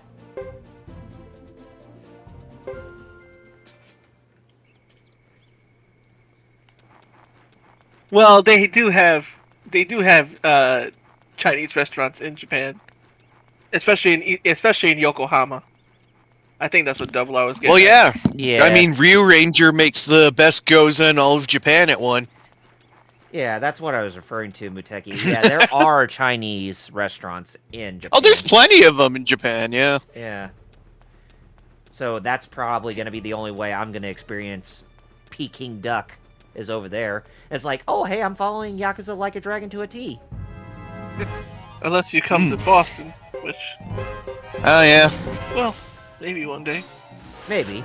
I mean, yeah. There's what duck. There's what ramen from a Don Quixote. Underpants out of a machine. Porn that a kid wants you to get for him. The most uncomfortable level. Yeah. Yeah. Uh, One of the Golly. funniest, but yeah. Like, how do I tell? What do I tell this kid?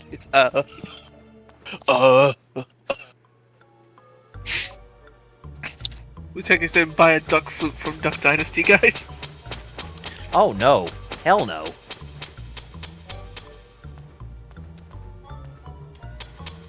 My dad grew his beard as long as those guys from Duck Dynasty one time. Oh, for real? Uh-huh. I used to comment You that start his calling beard him looks Santa? like... I used to comment and said that it looks like the Duck Dynasty guys, with how long his beard was. But he says, oh, fuck those guys. I can't stand them. Golly. Yeah. Okay. I'm not exactly a fan myself, but I don't hate them. I just don't like them either. Yeah. I'm in the I'm miss it. alright with it. I'm indifferent. Yeah, exactly. So I am. I'm alright. Yeah, I am Eh. too. I'm indifferent. Yom, ho ho ho.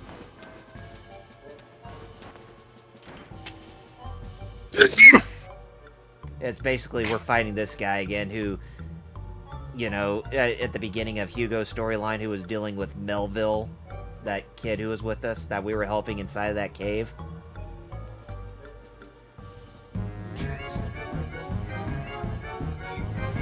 So yeah, got a one-on-one duel against him, going up as Hugo. Nice. Good luck, folks. Good luck. You'll need it. Do.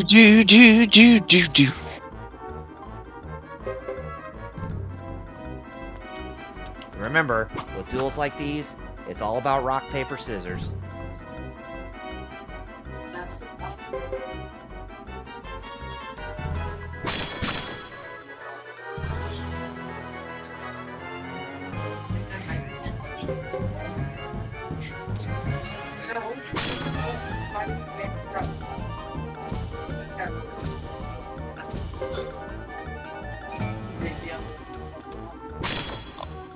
No, he's got a sliver of health. That didn't even kill him yet? Mm-hmm. Okay, here we go. He's doing a death blow attack. Now we can actually win this. This reminds me of Super Robot Wars, where you think they're dead. They hold out with like 24 HP. Oh, Oh, damn, oh, yeah. yes. I know what you mean, man. Shit. Oh, what was that? That I hated doing. Oh, yeah! It was some fight in Sparking Zero where, like, I got them down. I thought I was, like, just got them down, but they had, like, 1 or 2 HP left, and they took me out, and I didn't get it. Bloody hell. You know, it's funny you mentioned that because if you played Vegeta's story mode in Sparking Zero, and when you get to the point where Goku is about to fight Kid Buu on the Supreme Kai's home planet, you can actually go through that rock, paper, scissors minigame, and if you were to choose Vegeta to select paper instead of scissors, to where it actually covers rock, then he would be the first one to fight against Kid Buu. Oh, and you get a different Uh-huh. branching path? Yeah, exactly. Oh, okay.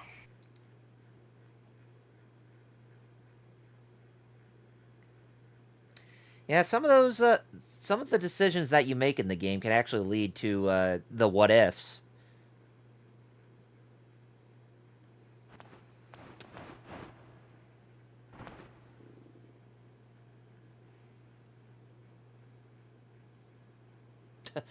Muteki says, next free Saturday, play the Duck Dynasty game. Well, if I got it.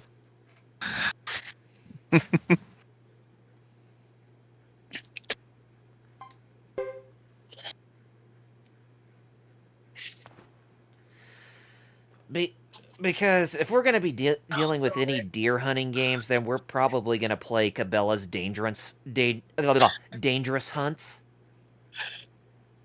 Cabela games. Yes. I'm actually still surprised that there's actually like a install base for those types of games. No. Yeah, Surprisingly, some there of them is. are actually good. Some of them, not all of them. But Believe it or not, some of them get speedrun. Yeah. Mm-hmm.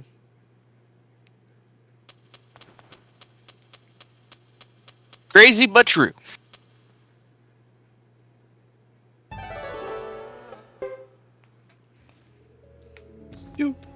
But Dangerous Hunts, that's actually more like a traditional first-person shooter game.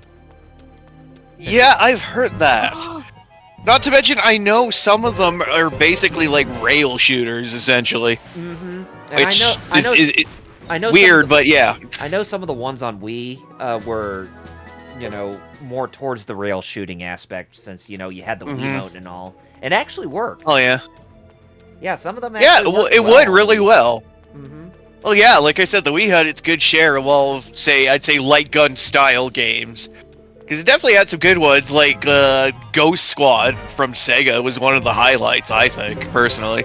Of course, you had, like, ports of House of the Dead 2 and 3, along with Overkill. Oh, Overkill. Just play your fucking music. Yeah. What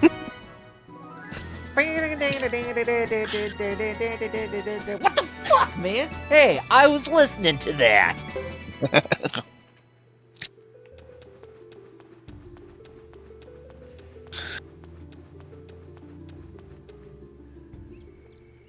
Then you also had that Dead Space Extraction. That was also a rail shooter.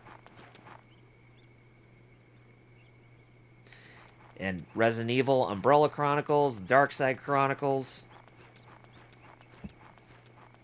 And funny to think that it actually had a zapper peripheral that actually worked somewhat well for some of those rail shooter games on the Wii.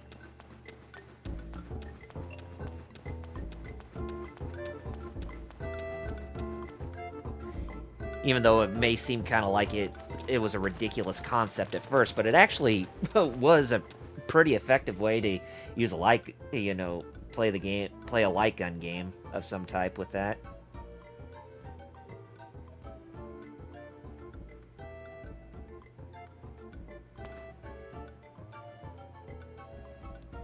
But still, when it comes to the Wii, and especially the Virtual Console, I'm still shocked that Nintendo was able to make a Virtual Console version of Duck Hunt. And instead of, using light detection to shoot the ducks in the clay pigeon shooting game, you actually had a reticle on the screen that matched with the Wiimote's motion sensor.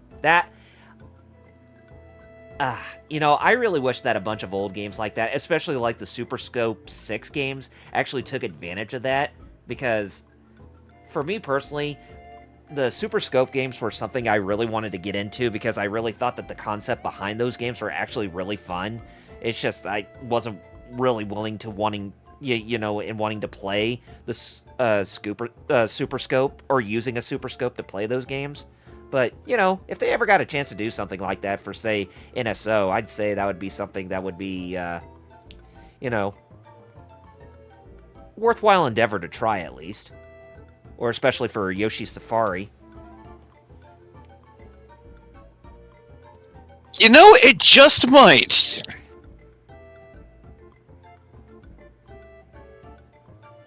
Because they also did, what was another one? There was some other, NES game that apparently supported it. Was it Operation Wolf, I think? I think so. Or was it Hogan's Alley? Or was it? It might have been. Like I said, my brain's kind of, mush. Uh-huh. So, me and my Chozetsu dynamic. Anyways, now we're at this part of the game where Lily and her attendants are going to be leaving us for a little bit of time because they are out of money and they need to get some replenishments of their funds. So we won't be seeing them again until for some time. At least until we, unified everybody within the grassland.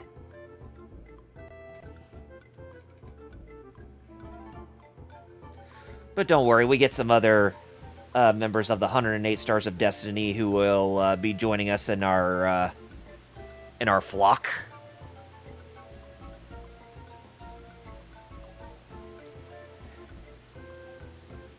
And one of them looks like a big, huge Bobby Lashley. But if he was a native and he had white bearskin, like a white bearskin cap over his head, carrying dual axes.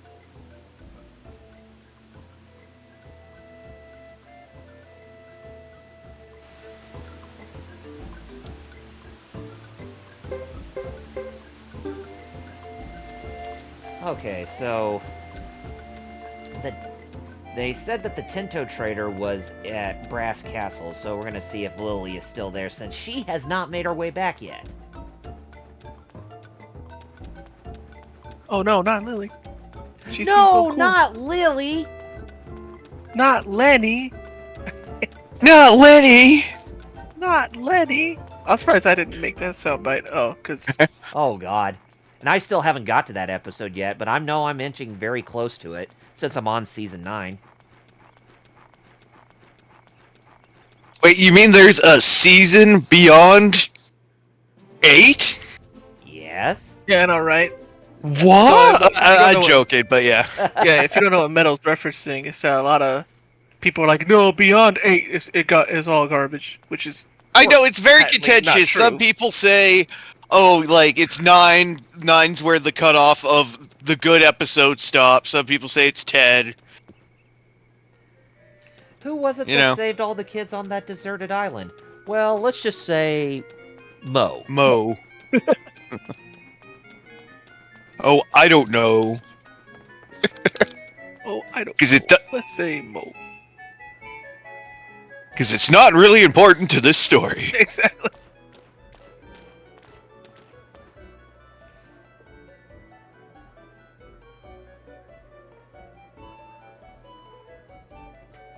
Don't forget we're fugitives here. Keep a low profile. Sergeant Joe, it's hard to keep a low profile because you're a duck, man. Oh yeah, Jesus. It's just like in Howard the Duck. Like, sheesh. Yeah. I mean, he did kind of stand out, even though, he got a job in that sex club. And Muteki weirdly enough even fit heard in. that Simpsons argument. Look at him. Look at the aura he exudes, though. He's Yeah! so confident. Like, Well, I mean, he knows. I mean, just he doesn't have wide eye. I mean, his eyes don't open that wide. Like I said, he is somebody who does not screw around with that look in his face. Seriously, zero chill. Zero chill, Sergeant Geordi. Hugo even mentioned that'll be harder for you than for me. You Yes. say something? Oh, watch out, Hugo. You don't want to smoke. Oh yeah, okay. He knew. He didn't want to smoke. No, it wasn't me. Yeah, be careful. You don't want to get a muscle bomber from him. That's right. Raccoon! That did happen in that movie, Howard the Duck. That did happen. Oh my god. Yes, I remember. You got to see Daisy's knockers in that flick. Yeah, duck tits. Woohoo! Oh, by the way, here's the guy with the white bear cap. That kind of looks like Bobby Lashley if he was a native. Well, funny enough, did you know Bobby Lashley is actually I know he's Latino, but I forget what he kind of. And this guy wields dual axes too. Yeah, he's from Panama. Yeah, that's it. Oh. And it's and Bobby isn't for Robert, it's for Roberto. Your daddy changed his name to Roboido. Thought it sounded more exotic. But Mama said that. I mean, you said that he.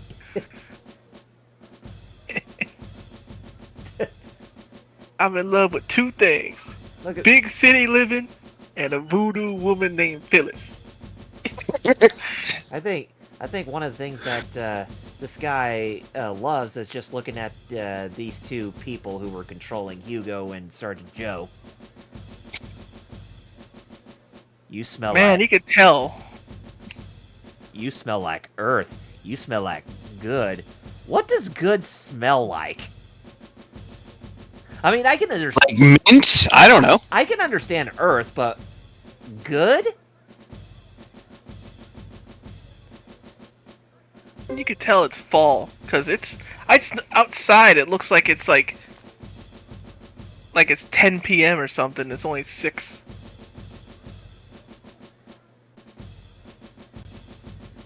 Doesn't it start the whole seasonal depression?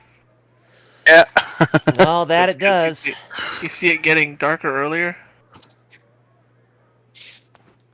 Which part? LPH, you gotta be specific. What's Yeah. Well, we fire off so many things.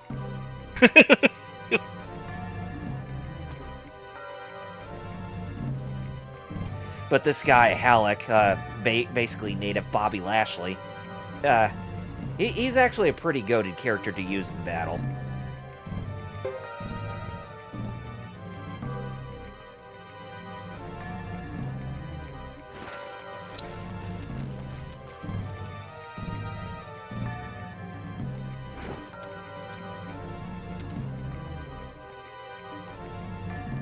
This guy named Mua.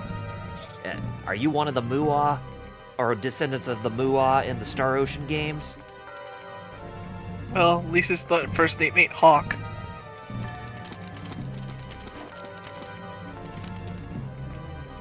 The Mua, or we call them the superhumans in the Star Ocean games.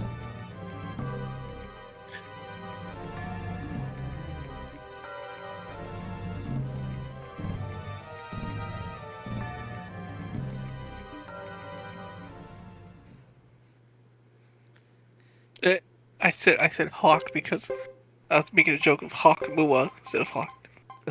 Oh, Wah. God. I see.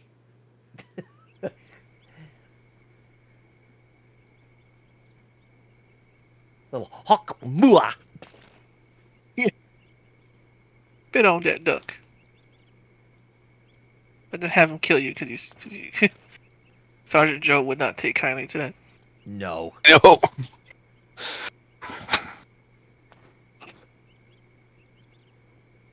So apparently these two are searching for the Flame Champion as much as we are. So looks like they're going to be traveling with us for some time.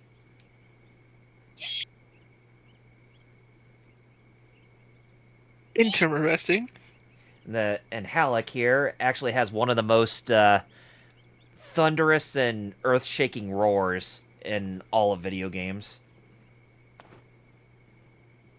But you shall see it in the next episode with how powerful his roars can actually be. Look forward to it. Maybe like a T-Rex roar if you watch Jurassic Park. There's something I should stream as a one-off. I should stream Urban Rain. Ooh. I really gotta show off that part and see if I can recreate it when I was a kid playing that game, where like a guy with a samurai sword was approaching me and I thought he was gonna cut me, only for him to randomly do a rock bottom. That has been stuck in my consciousness for like decades now. That's why every time I see anybody walk slowly to someone, I'm expecting a rock bottom because of that game. Now I can understand that. It was so like, why would you come up to me with a samurai sword and then not use it? So it's just a distraction. If you smell like, I was like, wait, what?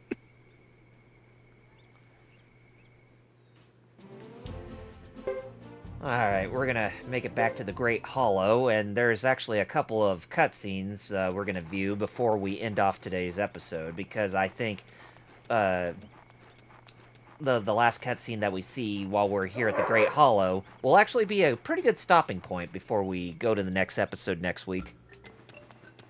And they won't take long. We should be able to get done by the top of the hour, I think.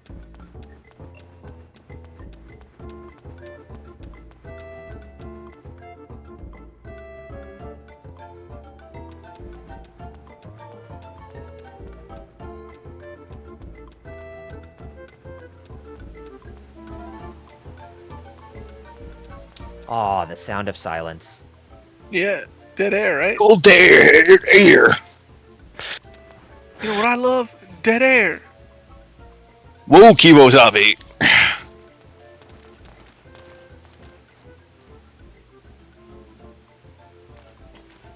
Apple's here at the Great Hollow. What's she doing? Oh, okay. She mentions that Chisha village, one of the grassland villages, is in trouble because looks like some trouble is brewing with Harmonia to the east from where we are.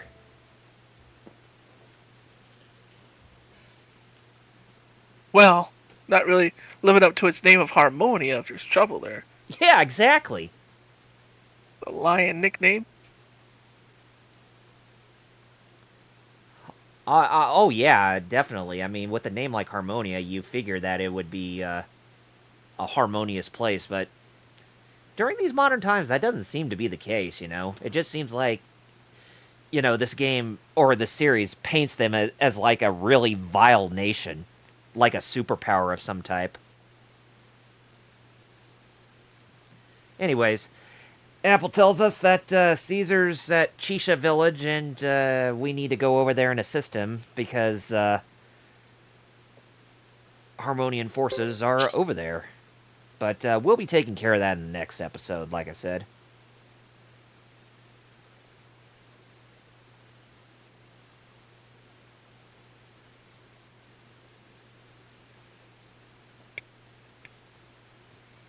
But yeah, you know, Urban Rain one of these days.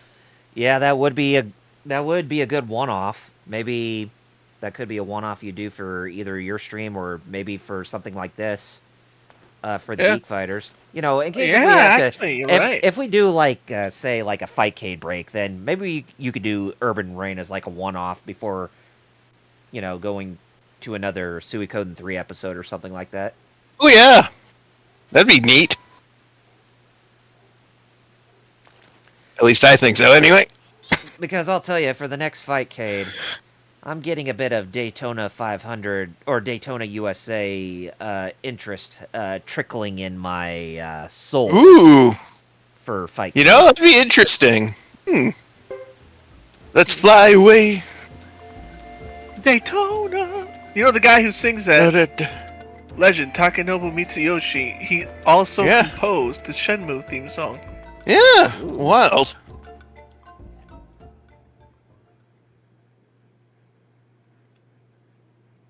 Muteki, you saw your own. You guys can play Urban Rain on Yakuza 8? What? That's a Namco game. Yeah, Namco. I mean, Urban Rain is Namco. It's not Sega.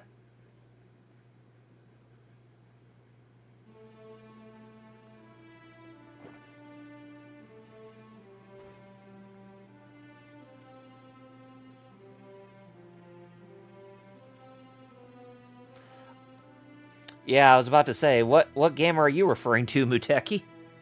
Because if you're referring to either Shenmue or Virtua Fighter, yeah, that wasn't what we were referring to. Even though that would be really bizarre if they actually put the whole game of Shenmue in one of the later Yakuza games.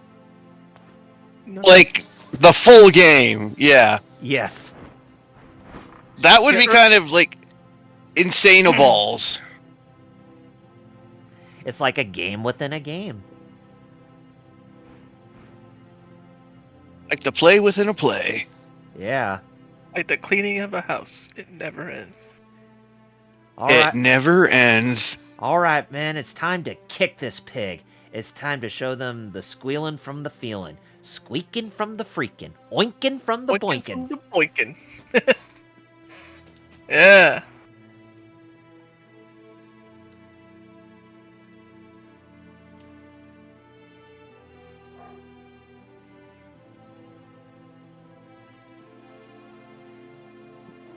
No, we didn't have clotheslines. We had those dryer things with the window in the front. That's like one of my favorite quotes that Nitro said in that movie. I love buttered stuff. Buttercup.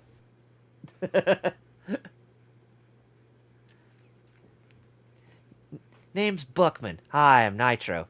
That's a cool that's a cool nickname. What's your real name? Nitro. But I'm working on a nickname though. Oh yeah? Yeah. Hey, listen. Mike.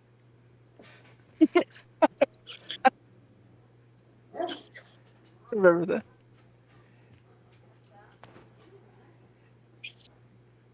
Which I guess was assuming that he thought he was like talking to a microphone or something. Because I think it was just how normal the name is. Oh, normal. Yeah, I guess I could see that. Compared to Nitro. Yeah. But Nitro was already a cool name. Still is. Okay, so we got our crew for when we go to where the Chisa or the Chisha village is located. But like I said, for Chisha village, we will be taking care of that in the next episode. And I think we made good progress right here to where we can go ahead and we can wrap up. All right. Excellent. And I'm a man of my word when I said that we were going to make progress in this game today as opposed to last week, and by golly, we sure as hell did. We did. Anyways, Metal, I think you went first last week, so it's my I turn. did. Yeah, it's my turn this week. So, Yep. you guys can find me on YouTube and Twitch at Double RPG Reviews, where YouTube's my bread and butter when it comes to content, whereas Twitch is secondary, as I stream on there mostly, although I still have not gotten around to getting anything done as of recent, but I hope to fix that soon in the coming days, but who knows when that'll be. But in the meantime, you can also follow me on Facebook, Twitter, and Blue Sky at Double RPG Reviews. And that is it for me, so Mr. Visible Ninja, go ahead and take it away with you. Am I a mister? Might as well be, right? Well, yeah. Why not? Yeah. Might as well own it. go with the flow, Metal. And- Just go with the flow, man. All right. Anyways, Mr. Visible Ninja, you can follow him on X, Twitter, at Visible Ninja 00, and of course, follow Hero Club for all your hero news, and follow us across social media at Hero Club for life. And that is all. Sounds good. All right, and Fighter Cows, last but not least. Yeah. You can follow me on all social media. Well, I don't know about everything, but I'm on most places at Fighter Cows. That includes X/Twitter, Facebook, TikTok, Instagram. I do have a Blue Sky, but I don't really use it. And on Twitch, it's the same name, Fighter Cows. So that's spelled FIGHTERXAOS. Look for that name and you'll find me.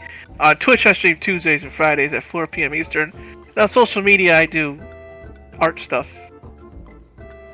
And sometimes a video or two, maybe, if I can figure out when to do it. Gotcha on that. Yeah, anything else? Nah, check out the Discord, which you linked already. Absolutely. Because that's the best place to keep in touch with us. Because since it's our server, like if anything happens on social media, we don't know. But Discord, we're there. Yeah, Discord is always top priority for us. All right. Well, anyways, we all hope you enjoyed this episode. Tune in next week for episode 10 of Suikoden 3. And we are going to resume where we left off as Hugo and finish up his third chapter. And then after that, I think we'll get on to Thomas's second chapter and see how that goes. We won't go through the entirety of a second chapter, but we'll probably get about halfway done through it, but we'll see. But until next week, I'm Double RPG. I'm Visible Ninja. And I'm Fighter Cows. Fighter Chaos, my friend. You know the drill, so you got two great words to end off this stream, and they are... Nimyo. Hanyo. See you next week, and have a great rest of your weekend, ladies and gentlemen, boys and girls, See children ya. of all ages. We'll see you next time. Bye-bye. Peace out.